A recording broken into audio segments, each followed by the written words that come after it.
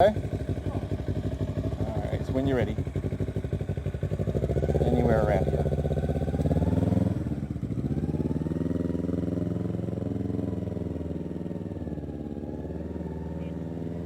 Yeah.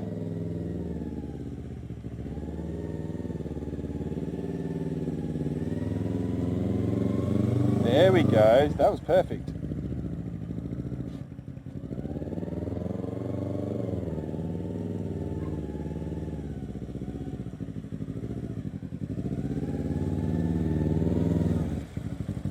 Try to go past the car here and do it in between the van and the car instead, okay?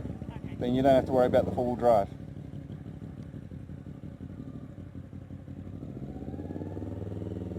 There we go, that's a good turn.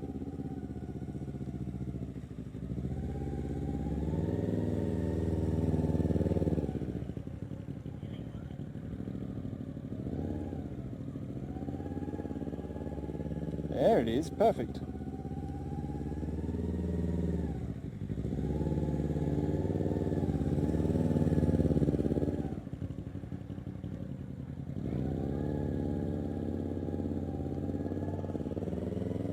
One last turn, then pulling over.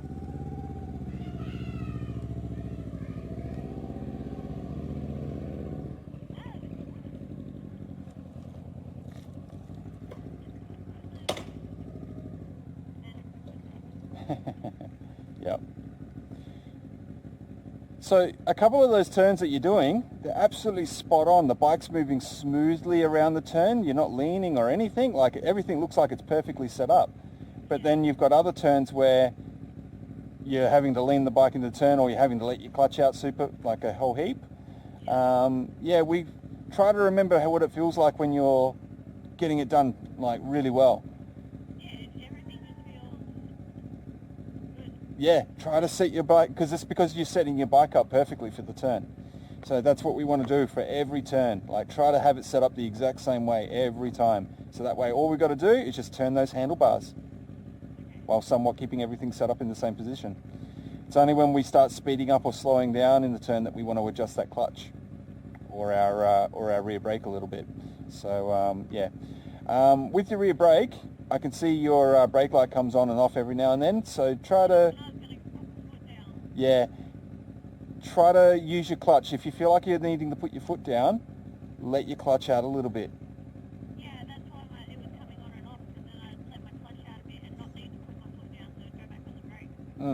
So, but we want the brake there for our balance. So if we take our foot off the brake, then our balance is just going to get worse. So yeah, keep riding that rear brake. Let the clutch out a little bit to increase your speed, because the revs will allow you to. But then, once you've gotten your balance back, bring your clutch back into that sweet spot again. Does that make sense? Yeah. So instead of adjusting our rear brake so much, and our clutch all at the same time, just adjust one thing at a time. Because if you adjust both, then the effects that you're hoping to achieve are just going to be increased. So if we're having to accelerate into the turn, getting off the brake and then letting out the clutch more just means you're going to accelerate quicker. If that makes sense. Yep. Cool. All right. So when you're ready, we'll head up the road the way you're facing, and we'll turn left at the very end of the street.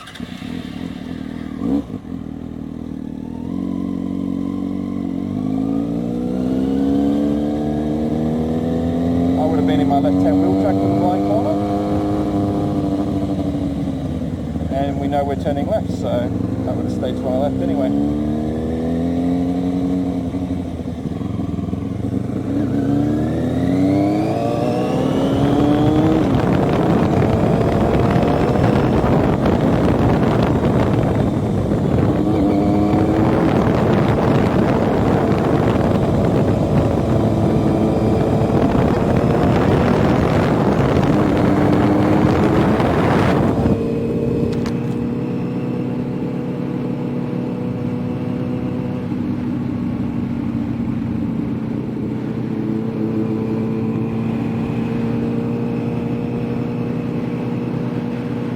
Very end of the road, turning left.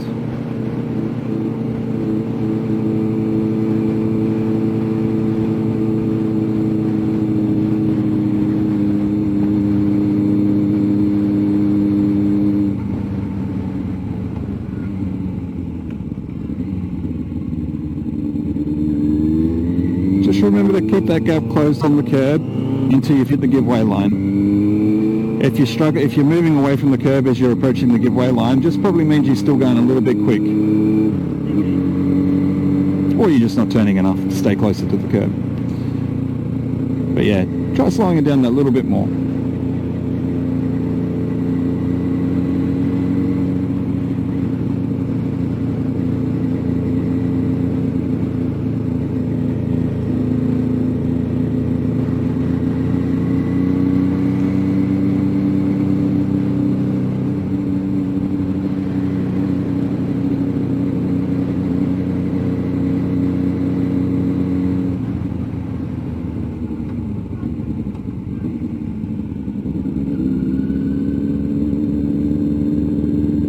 A little bit wide there, going through the left.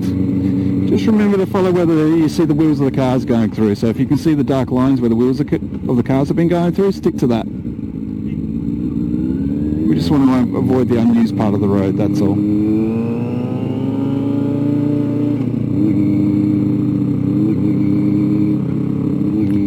Then we'll take our next left-hand turn. Then I'll get you to pull over on the side of the road again, and we're going to do another quick stop, okay? Remember, we want to close the gap off on the curb before we take our turn, rather than veer away from it a little bit. Just pull over next to the street light.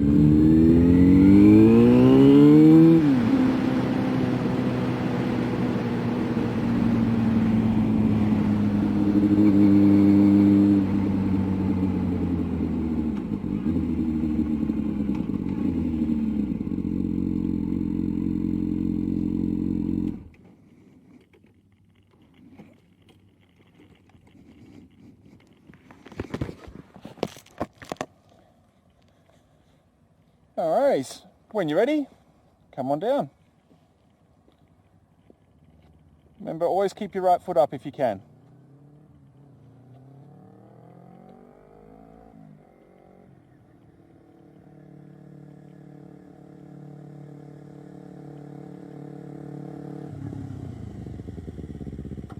Sweet, pulling over on the side of the road.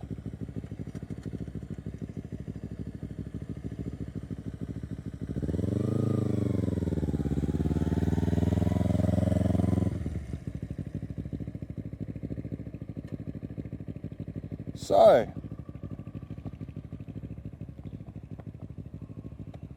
you stopped all the way back here, but then you pulled off all the way up there. You haven't done anything wrong, but I'm just saying, like, best to do things in as short a distance as possible. Okay? So if there's a parking bay right there in front of you, cool, just pull over in the front of the parking bay. Or if you're just told to pull over on the side of the road, cool, mirror, indicate, shoulder check, and then just pull over. Okay? Brilliant. Alright, because unfortunately, now we're going to do some figure eights.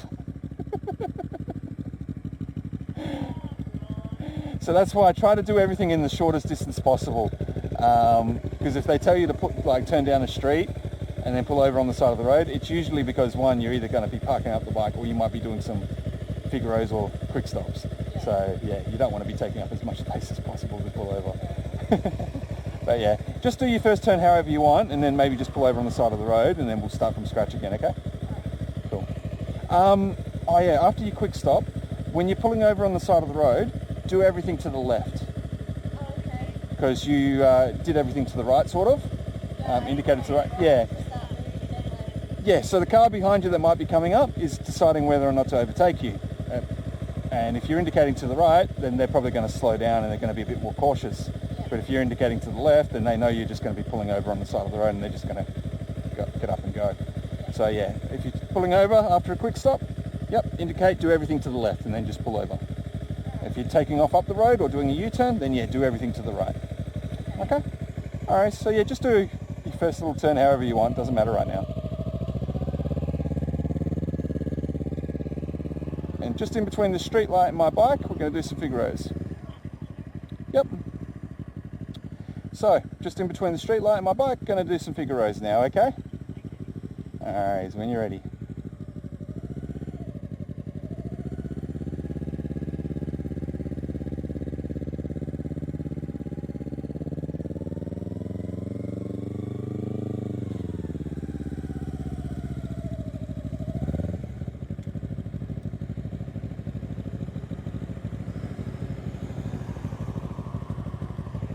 that situation, you can keep your right hand indicator on.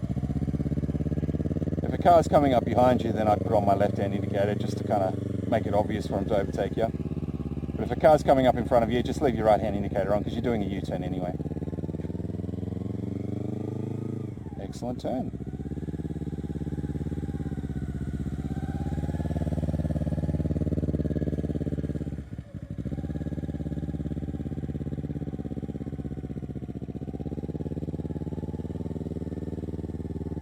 Perfect.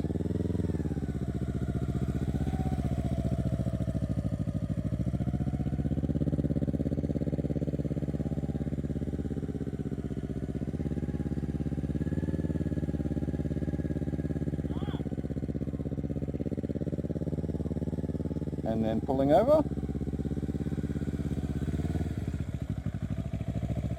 Cool. Now we're just going to park the bike up as if we're going to the shops.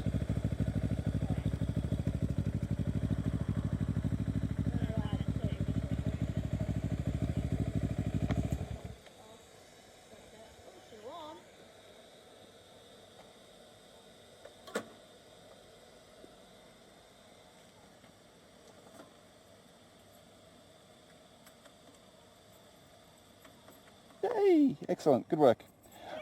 I think one of the problems with your U-turns, like I was trying to, those last load of turns you did, I was trying to point it at, like look for it myself, but I think you might be, the ones that you're stuffing up, you might be just turning the handlebars too quickly or too tight, too soon. Okay. Because every time I saw you do a really good turn, you were just turning nice and smoothly. So maybe that's something to keep in mind, like if you do practice a little bit later on, like if you're finding yourself being jerky with the bars at all, Yeah. that could be another reason why you're starting to lean into the turn, or the bike's starting to want to tip, or you're losing your balance really easily. Yeah, like my mate's been riding for years and years and years, like since he was a kid. I did a U-turn, and he's like, you just stay really rigid. Mm. Yeah, you gotta stay straight, keep the bike straight. No, yeah, you just got to, you got to. He said, move my weight to the opposite side. And I did that, and easy! Easy! Yeah, no, that's fine. You can shift your weight around, but at the end of the day, you don't have to. Because I don't. I just find it easier, I guess. Yeah, but that's because, like, when you're shifting your weight, it's because you're trying to counter the lean that you're putting into the bike.